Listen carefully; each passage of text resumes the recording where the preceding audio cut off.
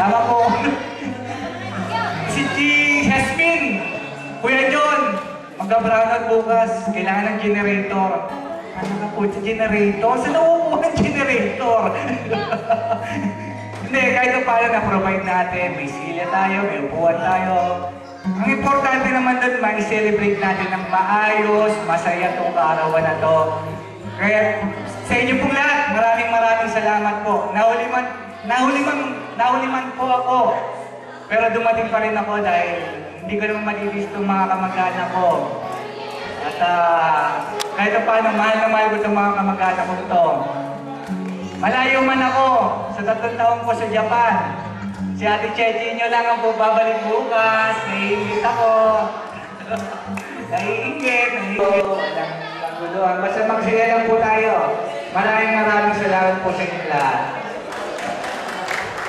Okay, tawagan muna natin sa gitna si Tito Yoyo, kasi pahabol, mag-skate siya.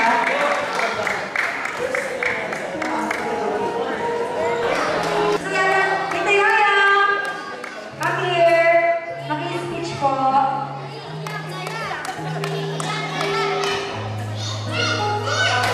Magandang gabi po sa inyo lahat. Alam niyo, birthday ng ate ko eh. Actually, ako yung sinundan niya. Then yung iba po namin kapatid nasa West Virginia. Si Jojo nasa Florida. Tatlo po sila nasa ibang bansa. Kaya sabi ng misis ko, pagsasalitain daw kami yung mga kapatid pero wala kahit isa. Actually, dahil pupunta naman ako eh. Kanina nandito na kami. Galing kami sa kasal. Kasama ko nga si Romy, bayaw ko. Hindi pa nag-umpisa to, dito na kami. Kaya lang, sumamay pakiramdam ko kasi alas 10 pa lang, punta na kami rin sa kasal. Nung kumain kami, mga alas 4 na yata eh. Kaya masama yung pakiramdam ko. So yun lang, kwento na konti. Happy birthday, sis. Happy birthday. Kay Lumar, happy birthday. Advance. Kay Bayo na Romy, happy birthday. Saka kay Asmin. September yan sila lahat eh. Pati kay Richie na nasa Taiwan, happy birthday. Ano ba ito yung speech ko? Closing remarks? Ang closing remarks. Actually, pag nag-i-speech ako, tantoda lang eh. Tantoda. Hindi ako masyadong dito sa magsalita sa harap ng ganitong klase ng okasyon. Pero, you have any more birthdays pa?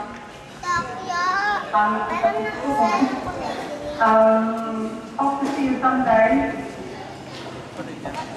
And hindi ko sigurado kung makakauwi ako ng October, pero kung makauwi ako, I'll see you there. So you have many more birthdays to come. And may you have all the blessings and all your heart and mind. Tita, dito na. Mga kasaya. Tita. Naman, meron ka surprise birthday party. Pupulagain ka namin. Yung duty namin, magpupulagan sa Diyos. Hope na magustuhan mo ang kagandahan ng mga kapatid dito. At leaders. Happy birthday! Many more birthdays to come, and blessing, and good health, and everything. Desire natin ito mo. Bless ka ni Lord. God bless. Thank you. Bye-bye. Thank you sa invitation. Nakasama kami sa surprise party. Salamat kahit malayo kami. Nandito na kami. Bye-bye. Love you. God bless you.